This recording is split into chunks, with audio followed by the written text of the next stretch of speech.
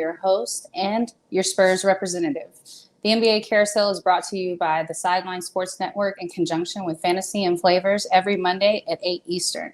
It's a brand new sports show where every team has a representative. Tonight, we will be introducing you to each team rep, letting you get to know who they represent and why.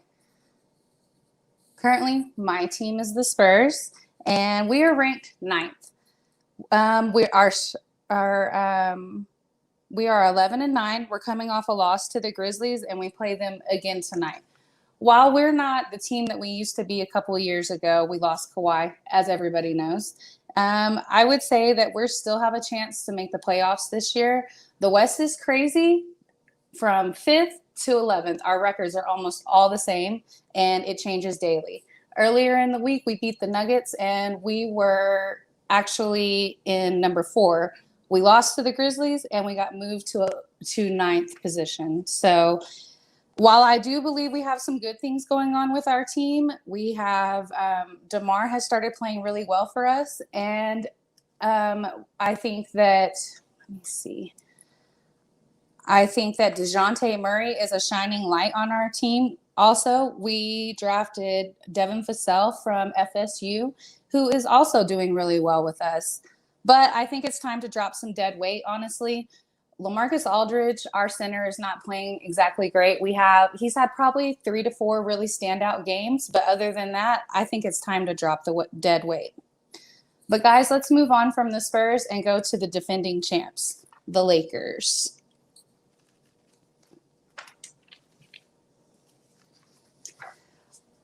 Hi, Gerald. Can't hear you, hon.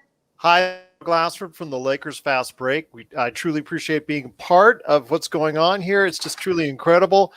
I'll tell you right now, with the Lakers, we're on the high from winning the championship in 2020 still, and it's been reflective so far in the season. We're currently, as we talk, 3rd in the West.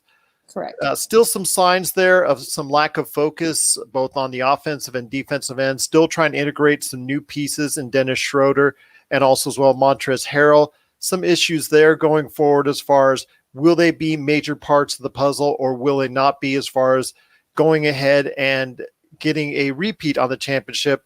Marc Gasol has come in as well as an addition to go ahead and back up at the center, but his age and some people have also called into question his, what can he do to provide the Lakers on the defensive end at this point in time? Still some questions remain, but the team, again, even though that Anthony Davis has not come out as strong as what was expected, because everybody was expecting a MVP season season from him, he's not come out with that.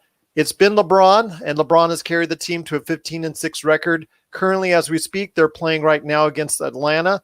But I'll tell you what, overall, I have to say I'm pleased, obviously, to be in a position right now where the Lakers are still considered at the favorites or near the favorites, along with the other LA team, the Clippers, and obviously you got to include the Jazz, Philadelphia, Brooklyn, if they can ever find defensive type of cohesion there. But what, I'm just thankful that the team is healthy at this point in time, because I know a lot of other teams have suffered through a lot.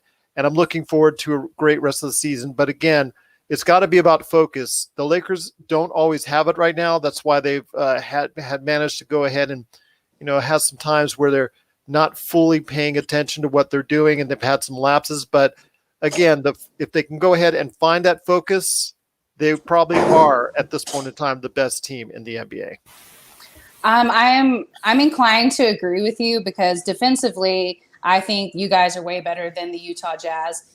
Utah Jazz has high-powered shooting, but you guys bring it when it comes to the defense. It's just focus. It's just absolutely focus. When they flip that switch, like in the Boston game that we saw the other day, the fourth quarter, the first 10 minutes, they owned the Boston Celtics on the defensive end.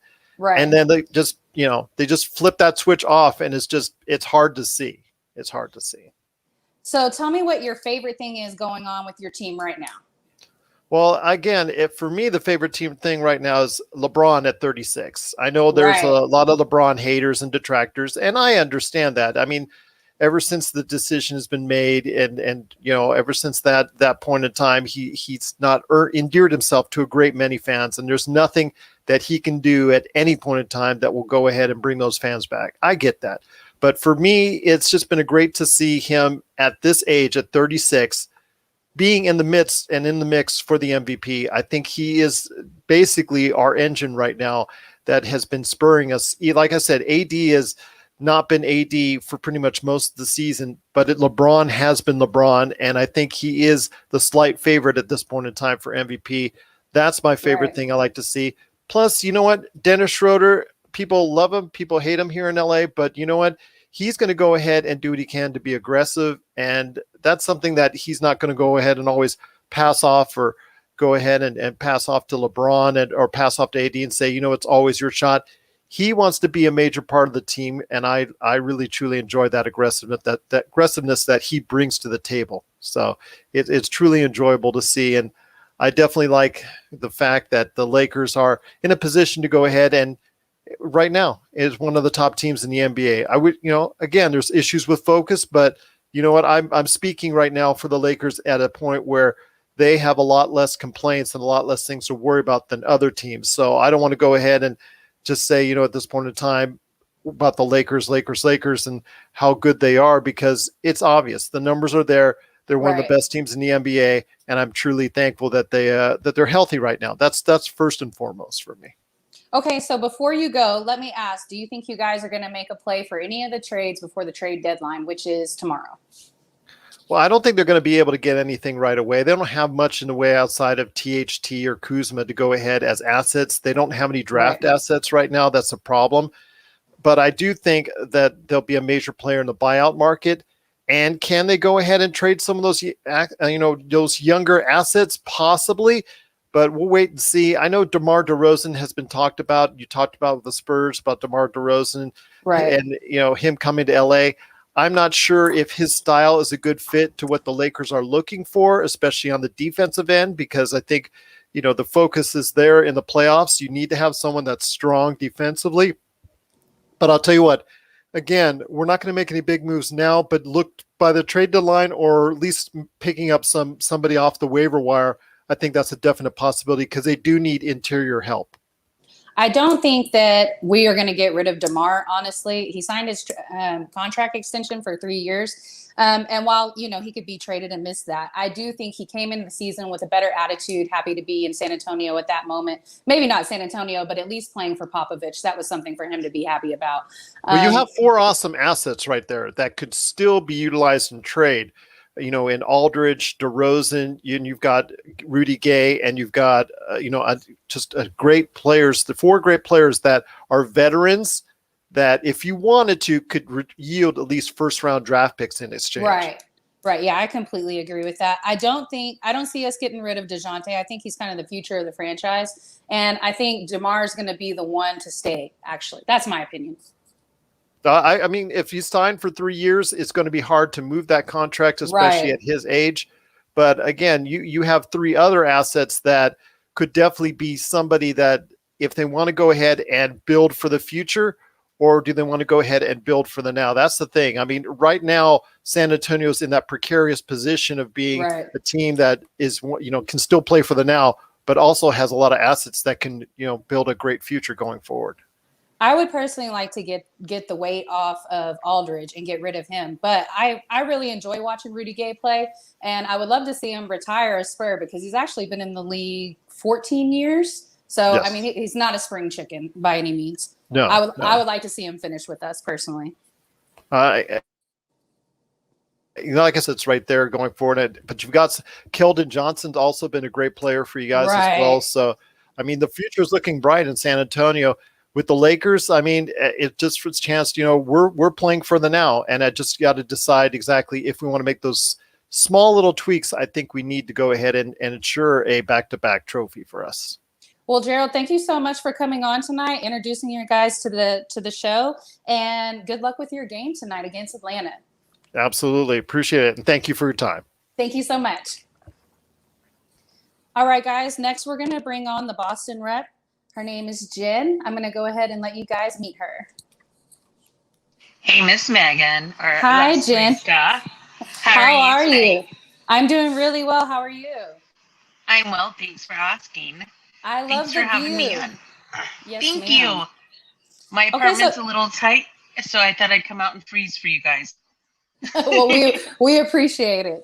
Talk to us about the Celtics tonight.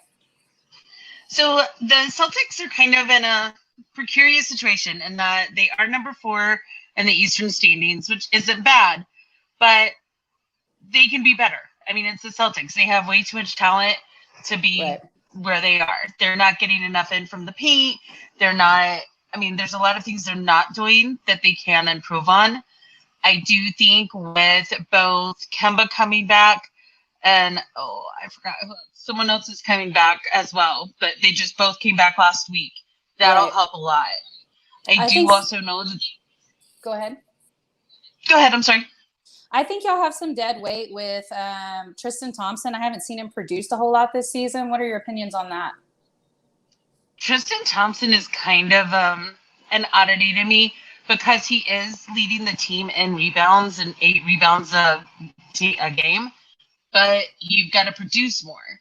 But Right, that's the also points. where yeah, exactly. And I know, like I mentioned, they're not doing great on the inside defense, inside the paint, but, Thompson, those guys, they can only do so much. Right. However, they've got to step it up because Thompson does have a high profile. He was LeBron's go-to guy. Right. So he's got to step it up. Like, if you're going to be LeBron James's go-to man, step up your game. And y'all had an injury last game. That was Marcus Smart? Yes. Is that correct? Yes. And an MRI has said that he does have a left calf strain. Mm-hmm. But Adrian Wojcicki is saying that he can return in 2 weeks. Not too bad.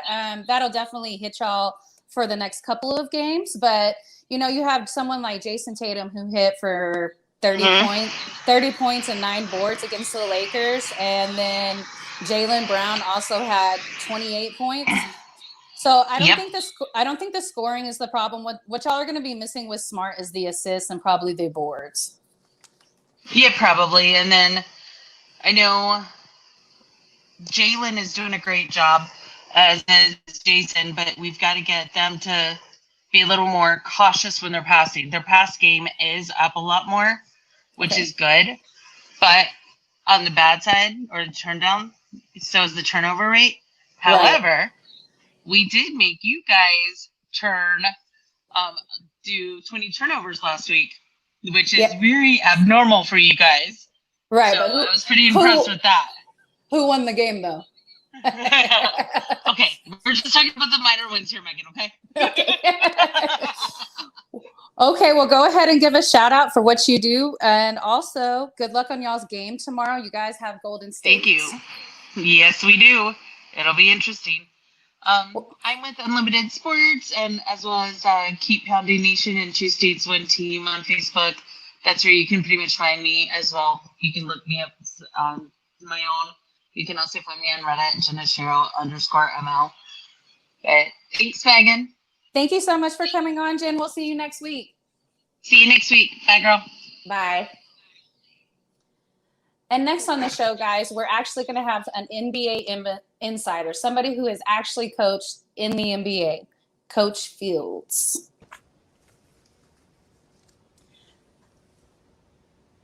Hey, Coach. Megan, how are you? I'm doing well. How are you? Doing well tonight. Thank you so much. Hope everybody's well out there. Thank you so much for coming on. Okay, so I had one particular area that I wanted to talk to you about, and that is, what do you think about the trades going on in the NBA right now? We're coming up on the trade deadline. A couple weeks ago, we had a really big trade. We had a 4-team trade. And my question to you is, do you think it's detrimental to the NBA, or do you think it brings the drama? It brings the pizzazz? You know what? It's definitely changing the NBA landscape. I mean, I'm out here in Salt Lake City where our small market Jazz are doing an outstanding job and teams are jockeying to try to find ways to compete with the LA Lakers. You saw Right. that James Harden trade come down. So other teams are now trying to say, okay, what's out there, what's happening, how can we get involved? What assets do we have to give up? I think it adds a little bit of spice to the league. It always adds a little bit of drama. It adds Right. intrigue. But with the NBA landscape the way it is right now, from a former NBA coach's perspective and a guy who's coached around the globe, you're always trying to find a way to gain a competitive advantage. So from a coach's lens, you're just trying to find a way to compete. From a fan's perspective, I think it definitely adds intrigue, and to some, it may completely turn them off. Right. Okay. So last week we saw James Harden have to face two former teammates, he had to play Kevin Durant yesterday, and they ended up losing to the Wizards. Westbrook ended up winning the game in the last 6 seconds, but in the game before that, we saw Westbrook having words with Wall, and Beal was standing next to Wall, someone that he has to deal with in the locker room. So it seemed like there was a ton of drama, and it erupted from this trade. Well, you know what? That's just the nature of the business. There's going to be a lot of jawing that goes on. There's going to be a lot of guys who, are trying to find a way to gain a competitive edge on the court. And if they think, doing a little trash talking and, getting into a player's psyche, at the high level, everybody's abilities are very, very similar. So to be able to gain that psychological advantage, Right. players are looking for a way to do that. So it's competitive. It's in the heat of battle. Again, it's just part of the game, and it's always going to be part of the game. Everybody's going to try to gain an advantage any way they can. Is there anybody that you think, there's trade rumors going around right now? There's Bradley Beal who wants to be traded. There's a few others that want to be traded. Is there anybody you think that is actually going to happen before the deadline? You know what? There's a lot of general managers out there who are picking up the phone. They're yielding calls. They're trying to see, is this actually going to be something that, we can strongly consider? They're talking to their owners. They're talking with the management. Everybody's in the green room trying to say, okay, does these pieces of the puzzle, fit to what we're trying to do? And does it fit where we're going? And what do we have to give up to try to get that? So, you see it in every major sports. It's all a part of it. And it's only going to be a matter of time. I can sit here and tell you what some of my close friends tell me, but I'm not really at liberty to share some of that stuff. A lot of my friends are on a lot of these NBA staff, so it's interesting to hear some of the talk that goes on, and then everybody wants to put something out first, and it's not always the most accurate, but boy, people put a lot of clickbait out there. Right. So who do you feel like won the 4-team trade? Did Brooklyn win? Did Houston win? Pacers? Who do you think won the trade?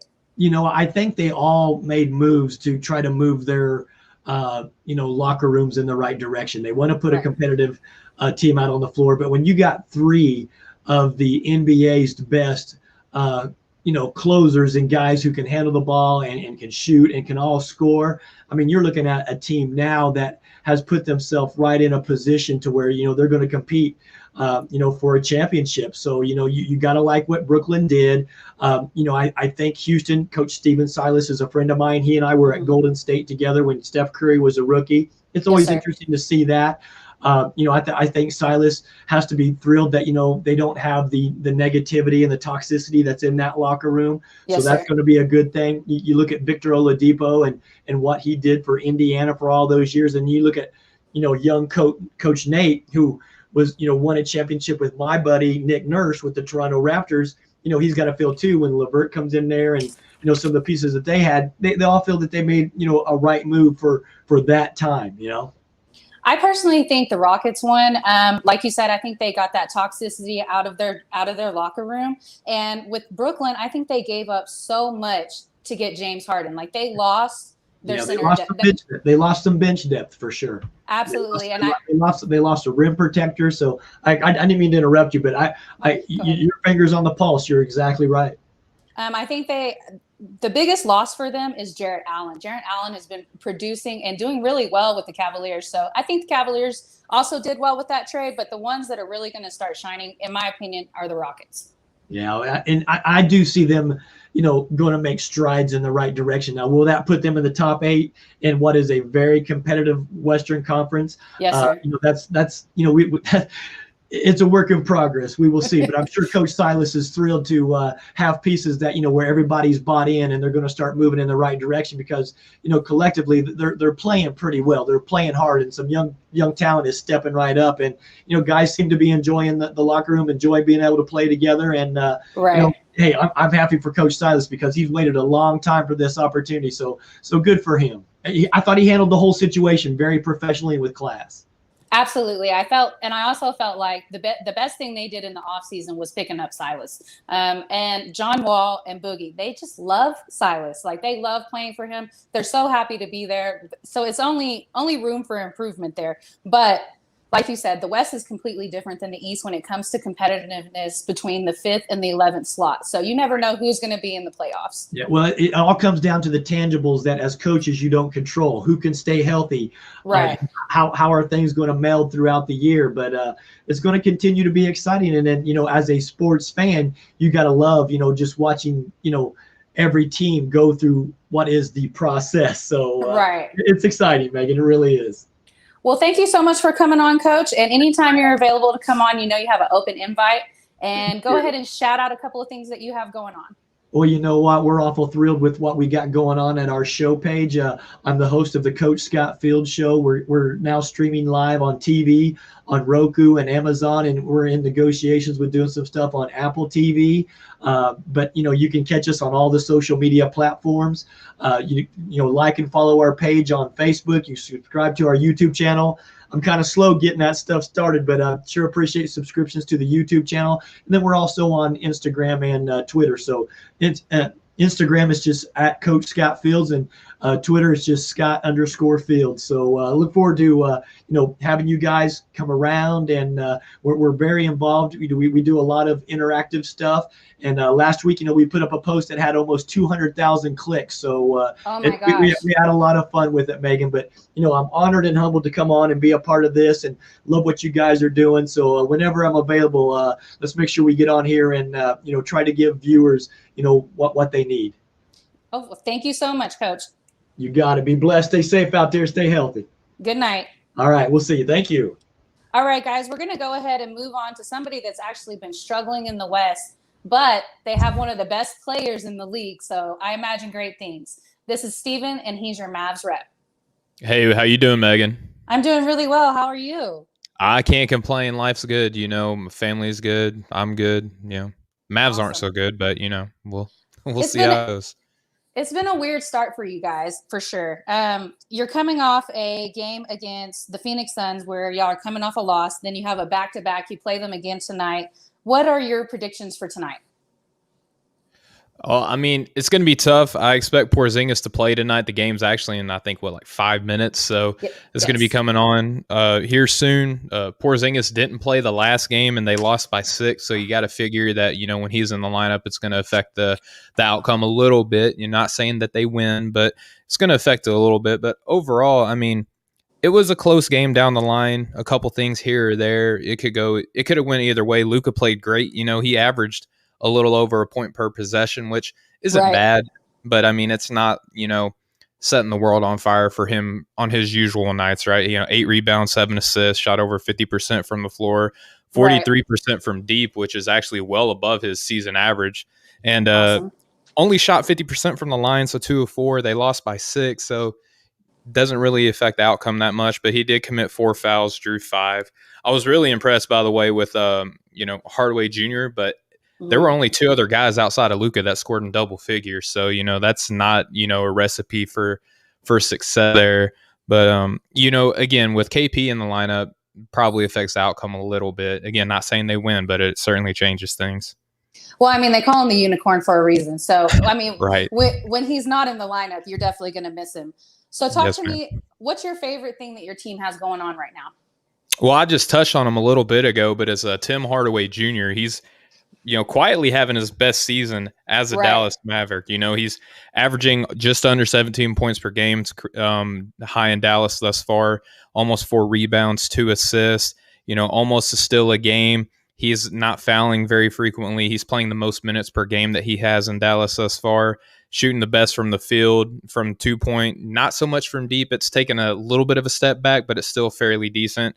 and he's only missed a game, so he's been available. You know, the thing that they like to say in big media now, you know, the best availability is the best ability. So, you know, only missing a game, that's been huge for them. So Tim Hardaway Jr., far and away the best, obviously outside of Luka, you know. So tell me what your biggest concern is. Luka, and it's not necessarily the points or the rebounds or the assists that he's putting up, but his attitude. You know, we're talking about Bradley Beal in Washington right now, and he's being very demonstrative on the court, and we're kind of saying, does he want out of there? Is he speaking to his front office about his way? Luka is doing a lot of the same things. You know, they've lost 5 games in a row, which isn't a good look. And just some of the language that Luka is using in his press conferences, I have some available. He's saying stuff like, we're looking like we don't care. I've never felt like this. You know, things we can't improve. But what's crazy to me, Megan, is the things that he says that they can improve on are things that he's not necessarily good at. You know, he is using we language, so I do credit him for that. Right. But when he's saying we can box out more, Luka doesn't box out. He benefits from from other people boxing out, so he can get the rebound and push the break. You know, diving on the floor for loose balls, Luka doesn't do that. Other guys do that, get him the ball, and he gets out on the break and looks incredible doing it, right? And, you know, saying stuff like we don't have a good energy. The one thing that I wish Luka Doncic would do, I've been talking about this a lot lately actually, is when he doesn't have the ball in his hand, he's very, you know, statuesque. He doesn't do anything when he doesn't have the ball in his hand other than put a hand up and say, hey, give it back to me so I can cook this guy. If he would do something as simple as run across the baseline or set a down screen for a big man, flare out to the corner, that's another way you can get a favorable matchup on a less than stellar defender for him. So he's movement. Yeah, just any sort of energy when he doesn't have the ball in his hand would be phenomenal. Okay, well, Stephen, go ahead and shout out what you have going on, and we will see you next week for sure. All right, great. Yeah, so Stephen Gillespie do a podcast called Breaking the Game. I co-host that. I'm associated with Off the Ball Network, which you can go to offtheballnetwork.com. I'm on Dash Radio. It's an app where if you download Dash Radio, you look up the channel called Nothing But Net. I appear on there Monday and Fridays at 6 p.m. Eastern, 3 p.m. Pacific. You know, so twice a week. It's a good time. We do a lot of good content. We have guests on all the time, but very much looking forward to continuing with what we're doing here on the NBA Carousel. And thanks for having me, Megan. Thanks so much. We'll see you next week, guys. We're going to go ahead and move forward with actually who his team is playing this evening, and that's the Phoenix Suns. Hey, Megan. Hey, Jordan. How are you? I'm good. Awesome. Talk to me about your team. Well, you know, of course, we're playing Dallas tonight, and the one thing we got to do is guard Luka Doncic. I mean, he's an MVP candidate, but the fact is we started 7-4, and now we're 3-4. But part of that has to do with the fact that Devin Booker's out. Of course, with the big trade with getting CP3, we thought Chris Paul and Devin Booker would be awesome together. Of course, Devin Booker's out, and you're missing 22.9 points per game. That does not help. No, not at all. But you know what? I think that, Paul's the reason that y'all probably won the game the other night, correct? Would you feel the same way? Well, of course. I mean, he's Chris Paul. He's the leader on the court. He'll pass the ball to anyone, of course, shoot. And the thing is Chris Paul is Chris Paul. Best point guard in the game, arguably. So, he's the leader out there. He's in that game. He's coming off 29 points, 12 assists, and 3 boards. So, he's making up for that, but you can't make up for Devin Booker being out, honestly. Now, Ayton, I really enjoy watching him play as well. I wish we had him on our team. We don't have the center depth that I would like a lot. No, I mean, you also have to have a center down below to get those rebounds, do the dirty work, so to speak, and keep the second chance points going. That's exactly what Ayton is doing. So tell me what your favorite thing is going on with your team right now. Well, shooting the three-pointer, 36% from 3. I mean, that's not great, but it's not bad. But the problem with them, though, as much as I like the three-point shooting, is they can go cold. In fact, the other night against Oklahoma City, they went 0-16 from the first quarter to early in the third. Of course, that doesn't matter because they have the ability to come back. So if their three-point shooting is on, they're going to be a scary team. I don't care who you're playing. Right. And, speaking of three-point shooting, the game before this, you guys played Golden State, correct? I believe that is correct. Okay, and so I was watching, and it was in the third quarter. Golden State was actually up by like 8 points, and I turned the TV station, and I turned back, and it was only been like 3 or 4 minutes, and you guys had already moved up, and then by the end of that, y'all beat them by like 17 points. That's correct. It was all 3-point shooting. Of course, we made a few runs, but that's what we can do. It's just a matter of can our 3-point shooting go on. If not, if we go cold, we're going to lose some of those close games. Okay, and so what is your biggest concern? Well, again, it's the 3-point shooting is the concern. Of course, we can get really, really hot. Or on the defensive end, we're not protecting the 3-point shooters. The problem is sure, we have pretty good perimeter defense, but that can only last so long. Once they get into, 3 or 4 passes, the guy's wide open, he's going to hit the 3. We are not good at protecting the 3-point shootings. All right, hon. Well, let's go ahead and wrap up for this evening. Go ahead and shout out what you do. What you do best. I actually own I do own a sports blog. It's sports-scoop.com. I write anything about the NBA, the NHL, Major League Baseball, or any sports that are going on here locally in the Colorado and Denver area. And good luck with your game tonight, and we'll see you next week. All right. Thank you. Good night. All right, guys, we're going to go ahead and move on to one of the best teams in the East. That would be the Milwaukee Bucks. Mr. McCain. Right now, how are you doing? I can't complain. How are you? I'm doing really well. Talk to me about your team. What's going on with you guys? Well, looking right now, we're up 37-30 on Portland. Pretty good team. So it's always good to get an early lead. We know that doesn't always happen with Milwaukee. So good that that's happening. Points wise, it looks like Giannis, Chris Middleton, and Drew Holiday are, of course, leading the way. They all have 8 points right now. So that's, encouraging. Right. Absolutely. Definitely need all 3 of those guys to have a good game. It's kind of Milwaukee's version of a big 3, which is not actually bad. It's not the Nets, but I think it works together a little bit more than theirs do, at least at this point. Well, at least y'all have defense. Defense is important if they don't play much of that. Right, absolutely. I think one of the best things y'all did in the offseason was pick up Drew Holiday. What do you feel like? Have you been impressed with the pickup with him? Absolutely. Another piece that people aren't paying a lot of attention to, but that will be important, is Torrey Craig. The thing with Torrey Craig is he's very versatile. He actually comes from a team that I know a lot about, the Denver Nuggets. Mm-hmm. And one of the things about him is he can fit in as a shooting guard, a small forward, a power forward in some lineup. So he's going to give them another versatile piece. And he does one thing that's important. Drew Holiday does as well. They play hard defense and they shoot the ball well. And we have a guy like Giannis who hasn't developed the jump shot yet. You need pieces around him so that when he drives and he gets stuck, which teams are starting to do, he has people he can pass out to that he feels confident can make, a good play. Do you think Giannis is going to make another MVP run? If they change what they're doing. They do not need to run the offense through Giannis. That's a mistake, and the coach needs to fix that. Very interesting. And do you think you guys are going to be able to bring the Sixers down? The Sixers are the ones in the East right now that are just showing out majorly. I feel that we can. We have a lot of the pieces that we had previously. We added some pieces. I talked about a couple of those. We also added, a piece in DJ Augustin, another backup center, a guy who can go in and give you some good minutes. He started before. He's played for a couple of different teams. He has experience.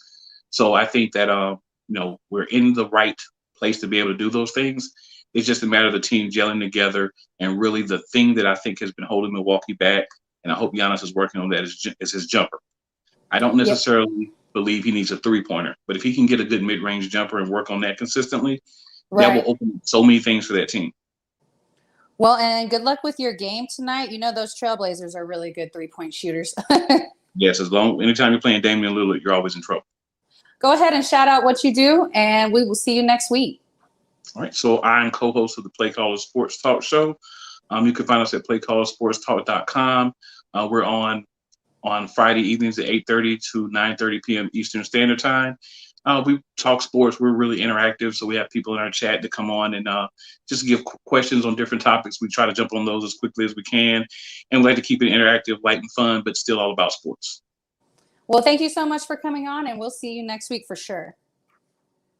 All right, guys, we're going to go ahead and move to the team that is number 1 in the West right now. They moved up to number 1 yesterday when the Jazz fell and broke their 11-game win streak with the Clippers. Good afternoon, Megan. How are you? I'm doing really well. How are you? I'm doing great. 9 out of 10 wins. Everything's great in Clipperland. Absolutely. Y'all moved up into that number 1 spot. Yes, and definitely on great 3-game win streak on our quote unquote Grammy road trip. So everything is great in Clipperland. Okay, so talk to me about your upcoming game. You have the Nets next tomorrow. That's going to be a huge game. That's going to be one of those games where it's going to be a good barometer where they have their quote unquote big 3 versus our quote unquote big 2. So That's going to be definitely a huge matchup for that. And you really want to see what you're going to get out of this. We talked about earlier as far as the hot start, as far as on the road trips. So You're looking at this. This is going to be a statement game. This is going to be where, what you can see as a barometer, because this could be a team that you could be playing down the road. We're hoping that this is a team that you could, potentially play, towards the ending of the season. Right. Yeah, absolutely. Yeah. I think the positive thing that works in y'all's favor, and as much as I don't like to admit it, is Kawhi's two-way playing. I don't see Brooklyn having that same type of player. Yeah, especially when you look at from that standpoint, definitely we look at Brooklyn as somewhat of like they've been kind of a liability defensively. Right. So you look at that type of situation, and you look at what Kawhi bringing in that, like you said, that two-way ability, and just the simple fact of how Ty Lue kind of merges different types of lineups, which I think is really interesting. Like you look at, he's had situations where he'll put Pat Bev, Lou Will, and PG all to in that 3-guard lineup, and you're like, that's a pretty, when you standpoint as far as that perimeter, it's definitely it lends itself to great opportunities on that end. Well, there's been a couple of rumors too that you guys might be trying to make a play for Bradley Beal. How do you feel about putting Lou Williams on the trade block for that? The thing, and you know what's funny? Lou he's definitely has struggled this year. I will give him, he has definitely struggled. It used to be a situation where we used to say death taxes and Lou will give you 18 off the bench. Right. That's not a guarantee anymore. You're part of you want that, but then it's almost like I know that the Wizard would want more than Lou will. And do we really have the kind of the pieces per se that's attractive enough to kind of to make that deal happen? It's a wish list. It's like in the holiday season, everybody wanted a PlayStation 5. Now everybody's gonna get a PlayStation 5. So. Right. Trust me, Bradley Beal definitely would be someone that we would recommend, but as far as the price and the availability would be it's a huge question mark. I think my biggest concern would be, Lou Williams is one of those that's been with you guys so long that he's like the heart of the locker room. So do you want to mess up that vibe, even if he's having a rough start? Right. And that's why a part of you think that he's going to get it going, like, because he's a shooter. So you're part of you're like, and I remember people were talking about like Trae Young, he was in a slump. Then all of a sudden he's emerged once again. Shooters going to shoot, and they're going to have like bad opportunities. So the part of me don't want to get rid of Lou Will. Like, I've seen other like scenarios where you look at like maybe get like I remember there's a couple of them where they're saying like Lonzo Ball or like Derrick Rose, those type of guys that they want to, as far as rumors are concerned. And part of me is like you want to keep Lou Will. I think Lou Will, like he's gonna turn it around. It's a guarantee you, but I would definitely want to keep Lou Williams over Derrick Rose, even though Derrick Rose kind of had a comeback last year or the season before where, it wasn't the same type of caliber he was before the injury, but he definitely was playing really well. I wouldn't want to get rid of Lou Williams personally. And because he's and the thing about it, like most of these guys, they can't shoot, that they're trying to lump in these trade rumors. I'm like, you need that scoring. You need that, a guy that can shoot. And we can they lumping us in these rumors where two of these guys are liability, especially on the offensive end, especially when you look at Lonzo Ball. Right now, I am a huge Lonzo Ball. Actually, I think he's somebody that's like a real true point and gives me Jason Kidd vibes. So wherever he's at, where he can get the right fit, I'm not sure. Obviously, the Pelicans aren't playing well, but if he can get somewhere where he does vibe in well, I think Lonzo Ball is. I don't know. I'm not going to say Hall of Famer, but he's going to stand out a little bit more. Yeah, but I think with this team, it's going to be kind of. I don't think it's going to be a good fit, on this team per se. Okay, well, go ahead and shout out what you do, and we will see you next week. Yes, so I am the host of the Couch Coach Live podcast that you can find on anywhere that you get your podcast, Apple, Spotify, you name it, we're on there, couchcoachlive.com.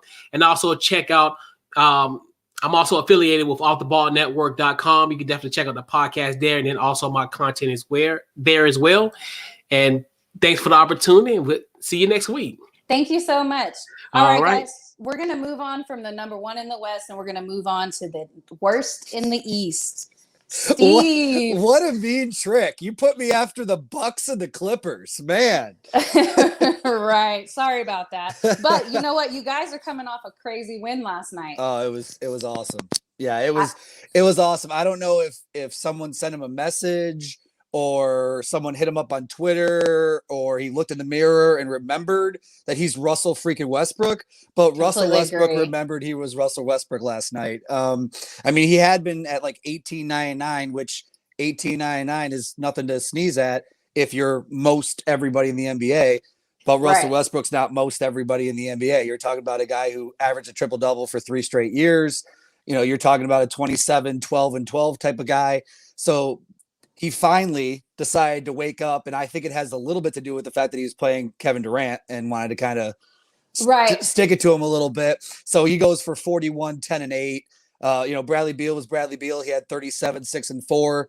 22 of those points came in the fourth quarter, where the Nets, who obviously we all know they don't play any defense, but they gave up an NBA worst 48 points in the fourth quarter, including 6 points in 5 seconds. Which, if you haven't seen that sequence yet, please do. It was amazing. I actually watched it probably like 3 or 4 times. I was like, look at Westbrook remembering who he is. No, it was great. And apparently the Wizards just need to play the Nets every week because they're 2-0 against the Nets and they can't beat anybody else. So I think what we found out is that the Wizards only need to play the Nets, and they'll be a lot better. And they also got a great game from Mo Wagner, which I was happy to see. He had 17 and 5 last night in 20 minutes, was 7 for 8 from the floor, which was great. He was a kid who I saw a lot play when he was in college at Michigan, and I always thought that his game would become pretty good in the NBA. Right. It hasn't happened yet. Obviously, he was on the Lakers and he get moved a couple of times, and as they obviously were not in rebuilding mode, they're obviously in win now mode. But if he can give them, I mean, he's not going to score 17 every night, but if he can give them more than the 7 points a game he was averaging before last night, and he can give them closer to 12 or 14, that gives them a nice little reliable. They still have Robin Lopez down there, but I mean, let's be honest. You're only going to talk about 2 players ever with the Wizards, and that's Russell Westbrook and Bradley Beal. Okay, so let's say you get the perfect situation. You're going to get rid of Bill. Who do you get in return for that? Man, here's the thing. He's under contract for another 2 years plus a player option for 22-23. Coach Brooks has said we're not going to trade him. We love him. We'd be stupid to trade him, right? Right. The organization themselves made a deal with him when he signed his extension in 19 that they wouldn't trade him to anybody he doesn't okay. And they said that they're gonna, and they said they were a story on 48minutes.com actually reported it, that, so I'll give them credit where credit is due, that they are staying with that verbal agreement that they will not trade him to anybody that he doesn't okay. So then it's a matter of, well, what is he going to okay? Is he going to come down from his, obviously, like last week, he made news because they asked him if he was happy and, if he was unhappy, and he said, is the sky blue, Right. So of course he's going to be unhappy right now. And I think it's interesting in the NBA, the last few years, we've kind of changed to, instead of being back in the day, and not even that long ago, anytime a player was disgruntled, he was always the bad guy. You know, it was always, oh, he should be loyal to the team. You know, what a terrible attitude. Now it's like, you know, hashtag free Bradley Beal, you know, and just, you know, people feeling sorry for him because he's such an incredible talent.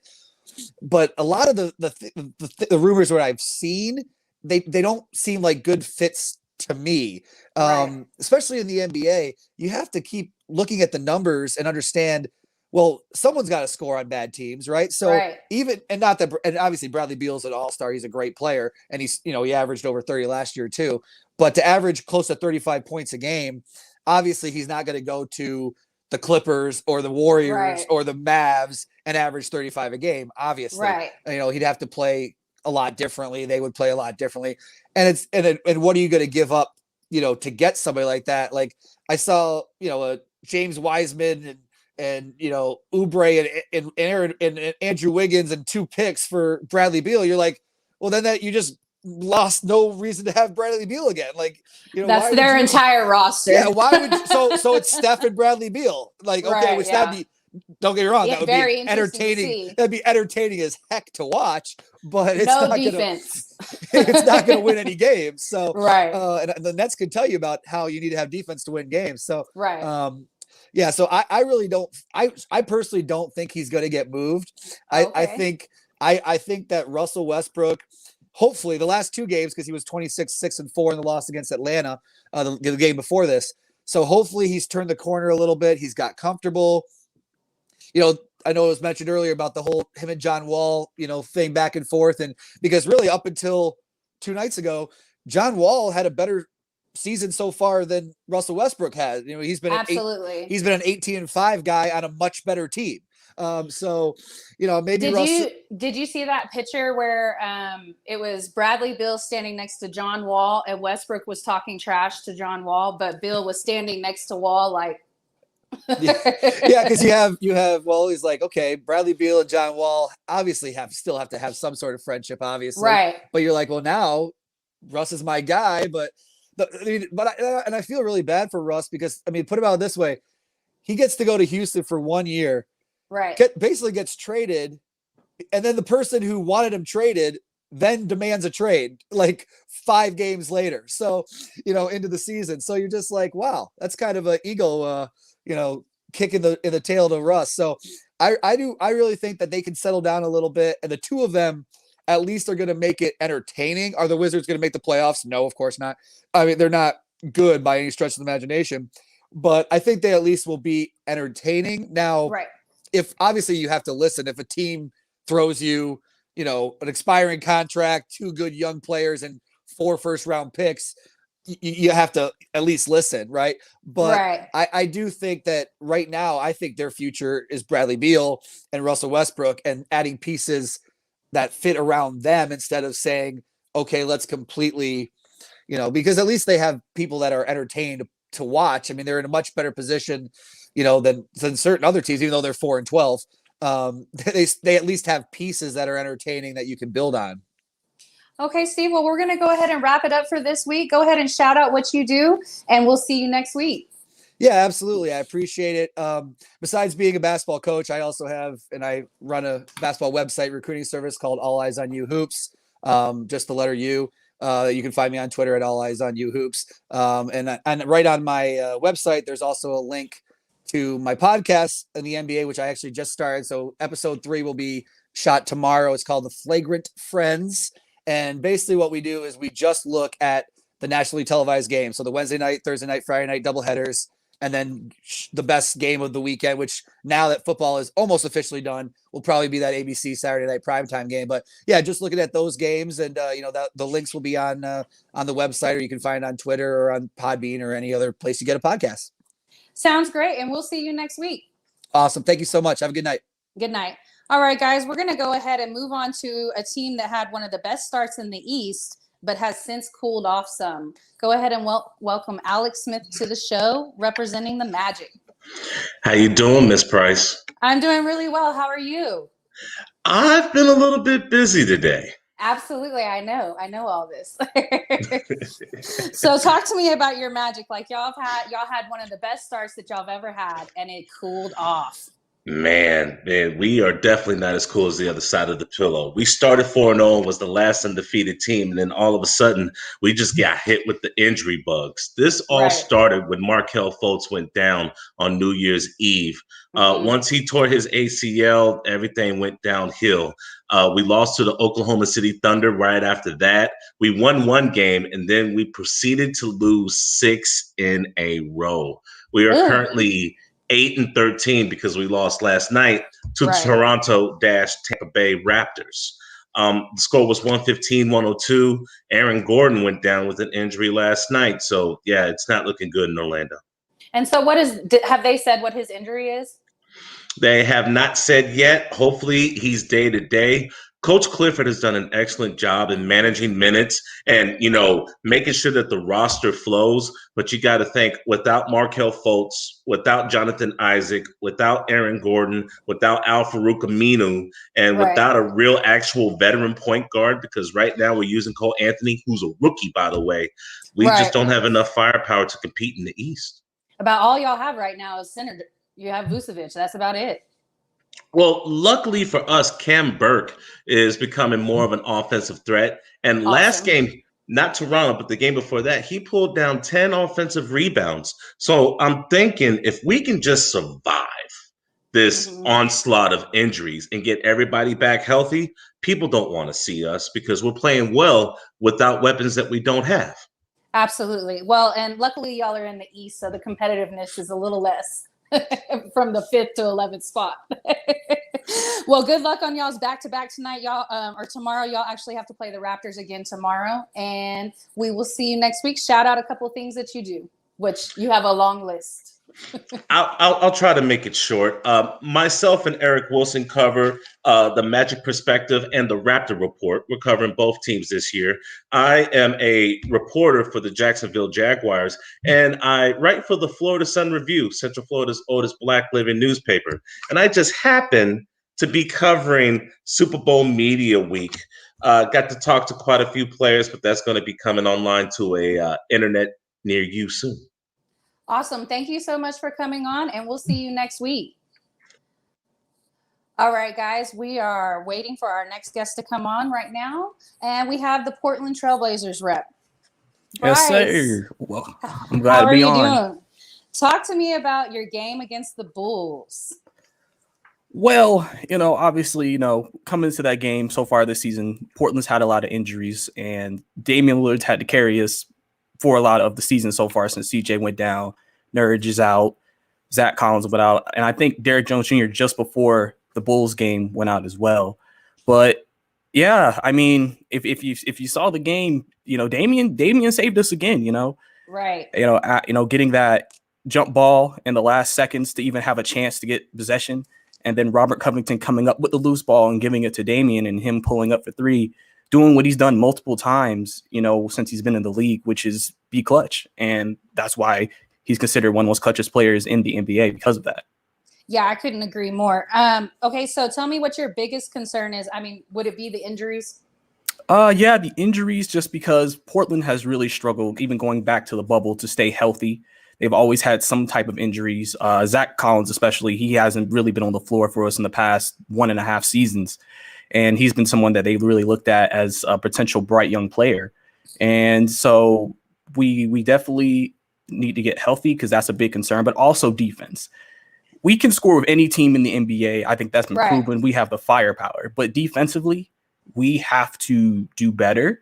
And maybe at the trade deadline, they might look to acquire a guy, another 3D guy to help with that. But that's always been the issue. That was the issue in the bubble last year. That's the issue starting this year. I mean, do y'all want LaMarcus Aldridge back? I would give him away for free.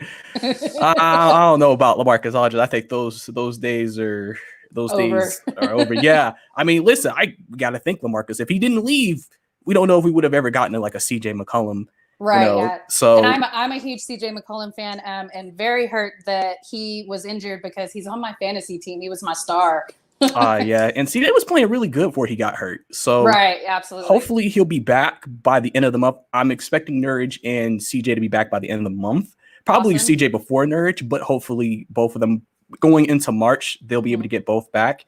And if that happens, like I said, Portland, they're currently 7th, but and I think after the first 2 LA teams, I think the Western Conference is wide open.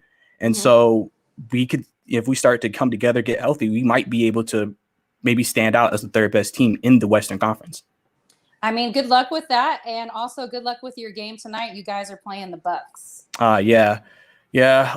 Losing so far, but it's going to be a tough game. And hopefully we can pull it out if we can just keep it close. Because again, like I said, with Damian on our team, if we keep it close and we have a chance, I'll definitely take my chances with him taking the last shot. Well, go ahead and shout out what we do, and we'll see you next week. So obviously I'm currently with Sideline Sports right now. Also, I am in construction of my podcast right now. So eventually in the coming weeks, I'll be able to give y'all a name, but definitely watch out for that. And so thanks again, Megan, for letting me on. Thanks so much. All right, guys, we're going to go ahead and move on to a team that was actually trending down last week, but had a great couple of games and are on the move up, the Charlotte Hornets. Hey, Megan. Hi, Will. How are you doing? Good. Just repping my Devontae Graham jersey. I love it. I love the Devontae Graham jersey. So talk to me about what's going on with your team right now. We are currently playing the Miami Heat, and we are losing by 2. Unfortunately, our starters are not playing as well as I thought. LaMelo Ball is starting in his first start because Rozier is injured. I think he hurt his ankle or something last game. Unfortunately, he has 7 points, 3 fouls, 3 turnovers, and 4 assists. So not looking really good right now.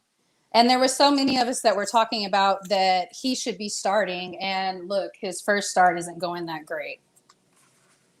Yeah, it's a shame. I thought he would be playing well, but he's got Tyler Hero to guard in. LaMelo Ball's defense is a work in progress, and Tyler Hero, if you saw him last year, you guys know he's a great shooter. Well, and you know what? Jimmy had his debut I don't know if it was last night or the night before. And so when Jimmy Buckets is back in the game, you know it's going to be tough to beat them. I agree 100%. Jimmy Buckets is a great player. I've seen him play against the Hornets when he was with the 76ers, and he is one tough competitor. Okay, so talk to me about what your favorite thing is going on with your team right now. Right now, besides this game and some games, I love LaMelo Ball. I think his bright side is up. Like, he's going to be – his upside has a lot of promise. He has great court vision. He has a good shot.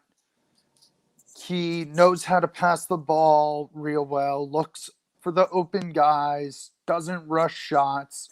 Sure, he hasn't shot the ball well lately, but I think he will turn into a player who can average a double-double eventually with points and assists and get some steals. And he definitely looks like he has the possibility of being Rookie of the Year. Yes, he's thrown some really good alley-oops. If you guys have seen his connection with Miles Bridges, both of them are coming off the bench lately. They have a connection like no other. Like, sure, there's a lot of guys who have great connections, but normally when it's a rookie and a guy who's in his, I want to say it's Miles' 3rd year, it takes a while to gel, but I think they've got a name-to-name basis where LaMelo knows when to throw it up to Miles. Well, thank you so much for coming on the show this week, and go ahead and shout out what you do, and we'll see you next week. Thank you, Megan. Looking forward to continuing on this. I want to thank you guys for having me. My social media, it's about me, and then I post about the Hornets. It's WVOGS. It's my Instagram. It's called WVOGS. Just send me a follow request and ask me any questions. It's not all about sports, but some is recapping Hornets games and other life events. But I hope to eventually start a little blog in the future. But I am looking forward to doing great stuff with you guys on this network. Thank you so much for coming on. We'll see you next week. All right, guys, and we're going to go ahead and move on to a team that's actually struggling in the worst kind of way. You're the worst in the West. Yeah, we are. Hey, Mike. But you know what, y'all are coming off a really great win. I think the Cavaliers are a tough team, and you guys ended up beating them last night. Yeah, I was really surprised. I honestly thought Drummond was going to go 30 for 30 on us, honestly. Right, yeah. We just our front court is just depleted. Even with Cat back, we don't have a real power forward that can be effective game in and game out, and that's really probably our weakest point. Because we got some good guards. Malik Beasley is having the best stretch of his career. Right. He's had 4 or 5 straight 20+ point games, and he's looking real good. He's probably the bright spot right now for our team. I really like y'all's rookie pickup. He's been playing really well for you guys. Yeah, Edward just looked real good. He's starting now, and I think that's the best thing for him. And he looks better, and he's a player that needs to feel the game, and how the ups and downs of it. Not everyone come off the bench and drop 30 like Lou Williams or something. Right. And you guys are actually going to have a back-to-back. You have to play the Cavaliers again tonight. I'm sure the game is actually underway right now. What are your expectations tonight? I was hoping for another win, but because we looked pretty good last night, and Drummond's out and Nance is out, I guess. Also, but last I looked, they were up on us. Just kind of looks like a shooting night that's off. Right. It's kind of typical of us. We don't really have consistent shooters. Beasley's probably been our best one so far this year. Well, and I think Karl Anthony Towns is having like the worst year of his life possible, So the poor guy, he's just not. I don't know if he's like mentally there. Yeah. Yeah, I was listening on the radio also today, and that's kind of what they were saying. I kind of agree. I mean, you lose 7 family members to COVID, and then you also catch COVID, and you're trying to mentally prepare yourself to play in the NBA at the highest level, and that's not easy. That's not easy to go to a regular 9-to-5 job and do that, much less entertain millions of people. Be in the spotlight, yeah. Yeah, it's just like everyone looking at you. I don't really blame them. Glenn Taylor said, like this week probably he'd come back, but so he's like clear to come back. But I think, like you said, it's mental. It's tough. He has to get ready himself. Well, good luck on y'all's game tonight, and we'll see you next week. Go ahead and shout out a couple of things you do. I only admin a couple sports pages, Sports Gauntlet, That's all I really got going on. Yeah. Yeah, but I appreciate the opportunity coming on here. It's fun. You have a nice night. Really appreciate you coming on, Mike. See you next week.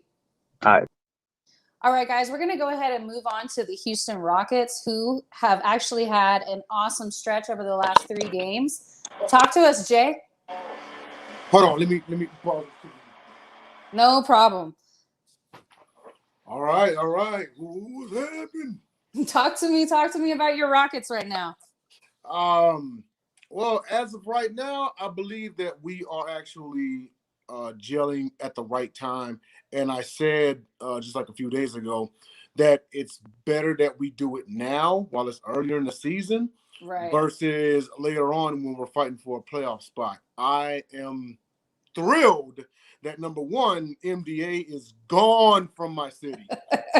That has got to be the best thing that y'all did, not only in picking up Silas, because I really enjoy Silas a lot, but just Mike D'Antoni, I can't stand him. And I completely agree. That's probably the best thing y'all did in the offseason. Yes, absolutely. And you know what? That's not to say that MDA is a trash coach. He's not. No. It's just that it's the same. Like, he's good enough to produce a regular season most valuable player. Look at Nash. Right. He's good enough to get you to the playoffs and win a playoff game even. But when it comes time to take him to the next level, right, that is where he stops. It's like his ceiling is the Western Conference Finals if he gets there. Right. No, I completely agree. He always has tons of talent, and his players love him. So it's not to sit there and say, oh, like his players don't want to play for him. It's just something about it. Like he can't put together a championship. So I don't. Absolutely. He's a player's coach. True, very true. So tell me what your biggest concern is right now with the Rockets. My biggest concern is we have to consistently beat the good teams. Right. Consistently, I get it. We might catch a contender sleeping on one night, but then you can't go roll and get crushed by the Lakers, Right. We have to consistency, just like every other team. It's got to be consistent, Also, we can't, beat a contender and then slip up versus a team that we should have crushed, And also, I think aren't our teams playing each other on Saturday? I believe they are. We might have to get some kind of bet going. Okay, for sure. Three shots for sure. I will point out this as far as the team coming together and everything. It's a little tidbit that I pulled from StatMuse is that since the Harden trade, both the Rockets and the Nets are 6-3. But here's the difference: the Rockets currently hold the best defensive efficiency in the NBA. The Nets hold the worst.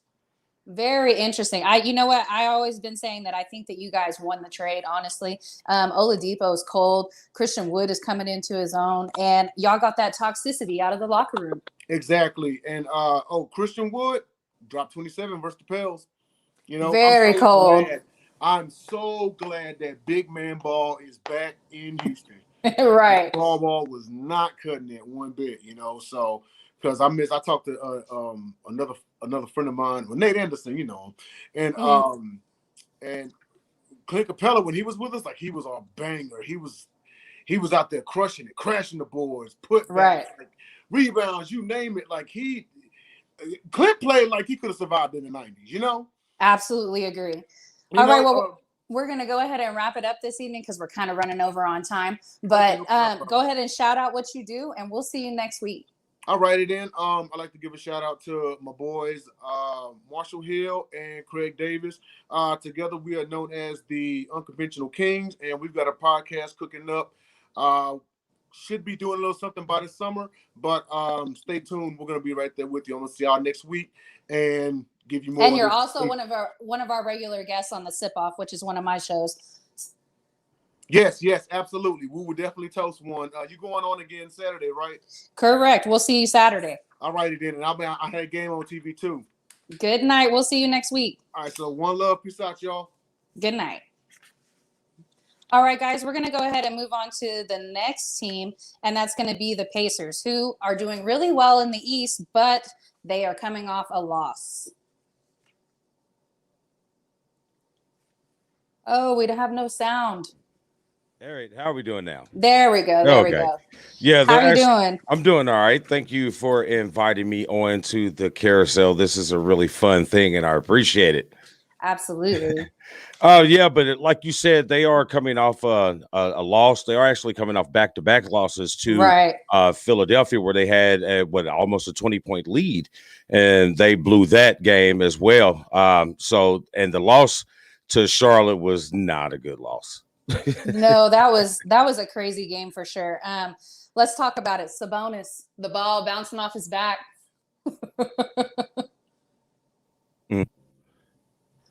You there? There you go. You got me? Yeah, back. Okay, let's talk about LaMelo Ball bouncing the ball off of Sabonis. Well, that's an old school, veteran play that you don't see too many young guys do anymore. You just caught the defense, not paying attention. You never lose eye contact with the ball. You never turn your back to the ball. It's one of the basic defensive principles. And Sabonis just let it slip his mind. And, Ball being a very savvy young player, I think he picked up on it, took advantage. Absolutely agree. I thought it was great IQ as far as a young player. But talk to me about what your favorite thing is going on with your team right now. The favorite thing I like going on with the team is the addition that they have not seen yet on the floor, which is Caris LeVert. As you can see behind me, I'm obviously a Michigan fan, but this goes beyond that. Caris is a very good young player. He has a part of the game that a lot of players miss nowadays, and that's the consistency in the mid-range. And the way this Pacer team is made up, I think a good, consistent mid-range shooter and a quality defensive player would be very key. And that's what I'm most excited about, looking forward to the Pacers. Well, and congratulations, Michigan moved into the number 4 spot. I saw that this morning. That's back-to-back weeks. I'm a UT fan, so y'all kind of took our spot. All right. Well, talk to me about what you think your biggest concern is. You guys have the Grizzlies tomorrow, and we actually lost to them most recently. We have to play them again tonight. And my thing about the Grizzlies is you got Ja Morant. Ja Morant is something special. Yeah, he's a difficult contain for the point guard position. But Malcolm Brogdon is one of the better defensive players at the point guard position when it's on-ball defense. So I think the way that the concept that the Pacers play defense, it wouldn't be hard to – I mean, you're not going to stop a player of that magnitude, but it'd be easier to contain him, especially when you got Miles Turner sitting there in the paint waiting for you, who I think is second or third in blocks right now in the NBA. Miles Turner is a cold piece. Yes, he is, and I'm finally happy that these fans around here are not putting him in trade rumors anymore. So right, that's really good. Go ahead and shout out what you do, and we'll see you next week. Definitely. Well, I am the one, and I am the host of The State of Basketball is a podcast, and I am also an affiliate of the BW Sports One network of shows. We do all type of things from football to mental meditation. So check us out. You can www.bwsports1.com. Thank you so much for coming on, and we'll see you next week. All right, guys, we're going to actually go ahead and move on to our next guest, who is representing the Cleveland Cavaliers, but he is one of our international guests. Welcome, Kevin. Hi, Megan. How are you? Hi, Kevin. How are you doing? I'm all good. Broad daylight in India. It's morning time, right? Yep. Well, thank you so much for getting up early and coming on the show. We really appreciate that. Talk to us about your team. I think y'all were probably the biggest surprise of the East.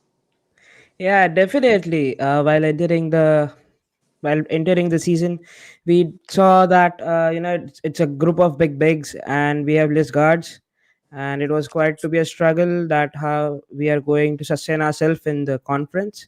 Mm-hmm. But then things worked out. Bickerstaff had a lot of things, and alongside that, we got this excellent kind of pairing emerging from that. My God, that was great. We lost the show there when we got one of those injured, but yeah, we are back on the track and we are just putting up bombs. I guess probably the biggest news in Cleveland right now is that there's Drummond trade rumors. What do you think is going to happen with that?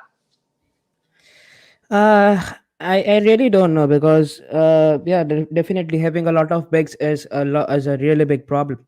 Right. And after getting Jarrett Allen into the big disastrous trade which happened, I just think McGee has gone down. So rather than focusing on Drummond, who has been who's giving godly figures this season, leading points and getting a lot of rebounds, creating a lot of shots. So rather than taking care of Drummond, they should go for McGee to let that guy go out because he's just so down there. And I also think that if y'all will move on from Drummond, I think Jarrett Allen is going to be one of those that fills in and actually brings in those points. At this moment, his points aren't quite as up there, but if y'all give him that position to be that shining star, I think he's going to be the one to fill that spot. Certainly, because tonight's match against Minnesota, Jarrett Allen has started and Drummond is out with an injury. Even I guess Larry is also out of injury. So yeah, he's already getting opportunities. And we are just thinking that what other opportunities can be given to Allen and what can he make most out of it. Well, good luck on your game tonight against the Timberwolves and shout out what you do and we'll see you next week. Yeah. I'm a podcast host of the Kev Pod and I follow sports in a really mad manner. So I stay awake at nights and just watch the games and all stuff. So yes, you can check me out on the Kev Pod. You can find me on Twitter, Instagram with the same name. And looking forward to a great Cavalier season. Thank you so much, Kevin. We'll see you next week. Yeah. All right, guys, we're going to go ahead and move on to the big dogs in the East, the Sixers. Hola. How you doing? I'm doing really well. How are you? I'm glad to be in first place. Absolutely. You know what, you guys, I knew you guys were going to be a good team, but I thought y'all guys were probably going to be about a season out and being in the number one position like you are. And boy, was I wrong. Doc Rivers has brought you guys together. Yeah. Talk to me about what you think, what Getting you rid like. of Brett Brown was probably. Oh, I know. And I know he came from San Antonio. I know. So tell me what your favorite thing is going on with the team. Like what sticks out to you as the best thing right now? We finally got some more shooters. That's what we were lacking a lot last year. That whole Elton Brand bringing Al Horford was probably the biggest mistake he could have possibly done. And now we're starting to use our draft picks because we turned into at one point, red shirt city. Every time we got to someone, they sat out of a year or two before they had any kind of impact on the team. And, now that we're able to see that coaching has made a difference, that we are able to beat some of the lackluster teams. The game against the Pacers the other day, being down 10 in the fourth quarter with Brett Brown, that's a loss. And it's good to see that Doc Rivers has making the right substitutions and the game plans coming into the games that they're showing that they're paying off. I think the biggest pickup for you guys in the offseason, besides Doc Rivers, because, you need that type of leadership, but Seth Curry is showing out for you guys this season. His high-powered shooting has been ridiculous, and I think that makes up for what Simmons lacks points-wise. Yeah. And what the thing with Ben Simmons is people have to realize, and I was guilty of it at one point, the comparison to LeBron, he wasn't ever going to be LeBron. He's not going to be a volume scorer by no means. And the best comparison that I've come to realization with him is going to be just under Jason Kidd. He's going to be, he's not going to give you 25 a night, but he's going to give you that 10, 10, and 10 triple-double. And you get your perimeter defense from him. So that's what he brings to the table. You know what? And I think a lot of us, like you said, we're all guilty of saying, oh, the next LeBron. Remember last season when Zion came in and everybody said, oh, Zion's going to be the next LeBron. And we've yet to see the next LeBron. LeBron is LeBron. So tell me what your biggest concern is with your team right now. I think we need some more scoring off the bench. Another stretch four. If we could work something out to get Rocco or Sarge back, because I don't think we should have let them go for the Jimmy Butler trade, but that's here nor there. And another backup point guard, because if something happens to Simmons, we don't have anyone else who can kind of facilitate the offense. Trying to put that on Tyrese Maxey as a rookie, I don't think he's ready for that moment. Letting him come in off the bench as maybe the sixth man, that's probably a better footing for him. But to try to trust him to run the offense, I don't think he should be, put in that position just yet. Completely agree. And your guys' next game is going to be on Wednesday versus the Hornets, who, they're number 8, but they're coming off of a hot win streak. So good luck with that. And shout out what you do, and we'll see you next week. Yeah. Go ahead and let the viewers know where they can find you. I currently produce some YouTube content for Philadelphia sports, mainly Philadelphia Eagles, under the name Showtime 804. So you can check me out there. Awesome. Try to do bi-weekly and weekly content. I used to be a part of the Couch Coach Live podcast. As you saw, Chris was on earlier. So yes, sir. All right. Well, thank you so much for coming on, and we'll see you next week. Most definitely, since y'all are number 1. Oh, thanks for having me.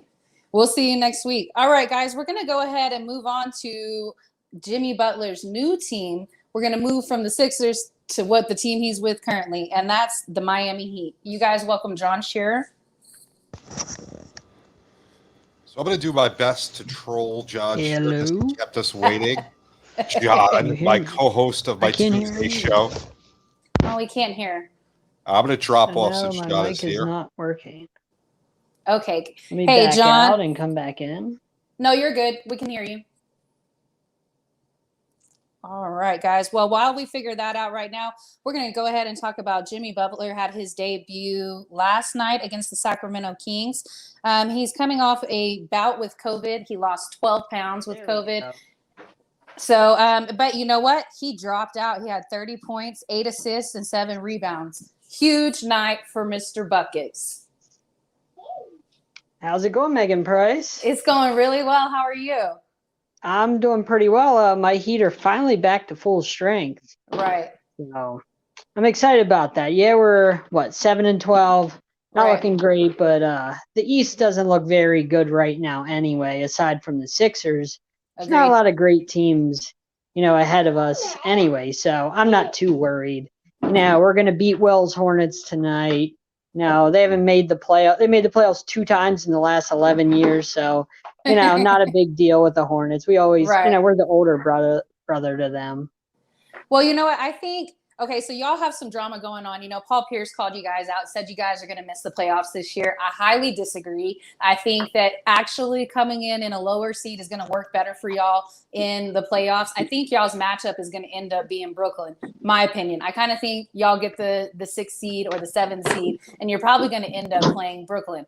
And for me, I think that's a win for you guys. There's a lot of center depth and bench depth that they're lacking at this moment, and Jimmy Butler is unbeatable once his mind is set to it. Yeah, you're not wrong about that. And Paul Pierce talked a lot on a team that only had 72 days between the NBA Finals and the start of the season. So, and then the Heat had to deal with all this COVID stuff. Right. So I'm just saying, that's not really fair. But Paul Pierce also, kind of got everything shoved in his face last year when we made the finals. So he's just trying to give it back. He's just salty because of that whole Dwayne Wade or Paul Pierce, who's better conversation. And clearly Paul Pierce is not better than Dwayne Wade. So he's just salty. That's all. I absolutely agree. He's just salty. Okay, so talk to me about your coach. You think he's a Hall of Fame coach? Oh, yeah. I mean, Spo, in 10 years, Spo has made the NBA Finals 5 times in 10 years. Nobody gives him the credit for that. Yeah, he had LeBron and Wade and all them. But still, getting to the finals is an accomplishment no matter who you have. Agreed. In any sport, getting to the championship is the ultimate goal and winning it. So 5 times in 10 years, that's pretty good. You have to have good coaching to be able to, pull that off. He's won a couple of titles with the Heat. And Pat Riley's really brought him along from where he started with the Heat. So I don't know if he's quite there with the Hall of Fame yet, but he's getting there. He's definitely getting there. And I think he's one of the more underrated coaches in the NBA. Yeah, I completely agree. And didn't he start off, he was just, he viewed film for you guys and worked his way up. And now he's just, he's such a great coach for you guys. He is. He's Pat Riley's protege. Absolutely agree. And okay, so to wrap it up, tell me what your main concern is. It's the injuries and it's COVID and being able to overcome that. That's a lot to overcome. We don't know if Jimmy Butler, we don't know how COVID works necessarily long term. We don't know if Jimmy Butler is going to be fine in the next couple months. We don't know. We saw Lamar Jackson in the NFL. He had some great games towards the end of his season. But there were some things where, a guy like that didn't quite look like himself. So we've seen things like that. So we're not sure if Jimmy Butler isn't himself like he was last year, then the Heat don't go anywhere because he's clearly the guy that makes things go for them. So that's my main concern for the Heat. Okay, well, go ahead and shout out what you do, and we're probably going to wrap it up for this evening. Yeah, so you'll see at the bottom, my thing says Journey with the Jays. That was formerly our name. Now it's Sideline Sports. As you see on our YouTube, it's Sideline Sports Network. I'm with Fantasy and Flavors when we do the NFL Carousel. You can find me here on Sideline Sports. And you can also find me on Twitter at BlueHawks13. And that's me, covering Super Bowls and things like that now. Congratulations. That's me. Thank you. I appreciate it. So I look forward to this. This is going to be a lot of fun. And as you know, every week with the NFL Carousel, I bring the smoke. So Next week, this is the calm week. Next week, everybody be ready for the smoke because we're gonna start our shot clock debates next week. So we'll have some actual winners on the show. Thank you. Thank you so much, John. And guys, we're going to go ahead and wrap it up this week. Let everybody watch their games. Catch us next Monday at 8 Eastern here on the Carousel. Good night, guys.